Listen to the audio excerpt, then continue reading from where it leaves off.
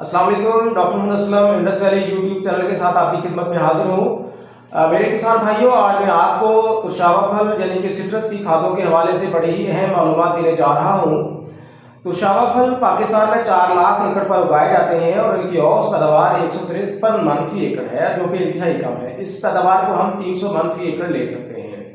पाकिस्तान में तुशावा फल मीठा, लीमू, किन्नू, ग्रेपफ्रूट ये उगाए जाते हैं मैदानी इलाकों में, जबकि रेड ब्लड और रूबी ब्लड जो है इनको हम सिर्फ ठंडे मकामात जहाँ पे सख्त सर्दी पड़ती है वहाँ पे उगा सकते हैं। अगर हम खादों की बात करें तो सिट्रस के पौधे जब लगाए जाते हैं तो फी पौधा आपने 10 किलोग्राम गोबर जो है वो आपने इनको डालनी है। इसके अलावा आपने कोई खाद नहीं डालनी। दूसरे और तीसरे साल आपने 15 किलोग्राम गोबर डालनी है। इसके साथ साथ पाव से लेके आधा किलो यूरिया, 1 पाव और 1 पाव डीएपी और पोटाश डालनी है।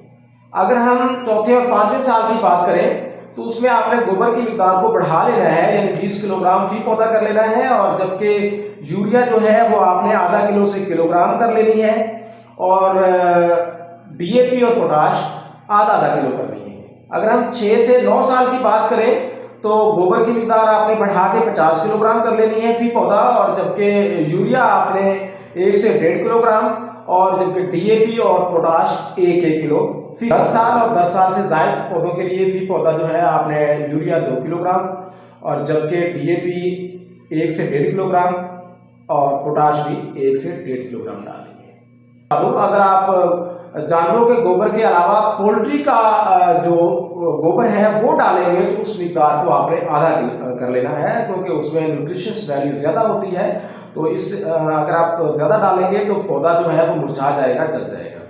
इसके अलावा सिट्रस के जो पौधे हैं उनको जिंक जो है वो 7.5 किलोग्राम चाहिए होगा फी एकड़ जो है, और बोरान जो है वो 5 किलोग्राम फी एकड़ चाहिए होगा। जितने आपके पौधे होंगे उन सबको इतनी मिकदार में आप ये माइक्रो न्यूट्रिएंट जो है वो डाल देंगे। इसके अलावा आयरन जो है वो भी चाहिए होगा, लेकिन वो आप इनको 1% सोल्यूशन का 3 स्प्रे कर देंगे।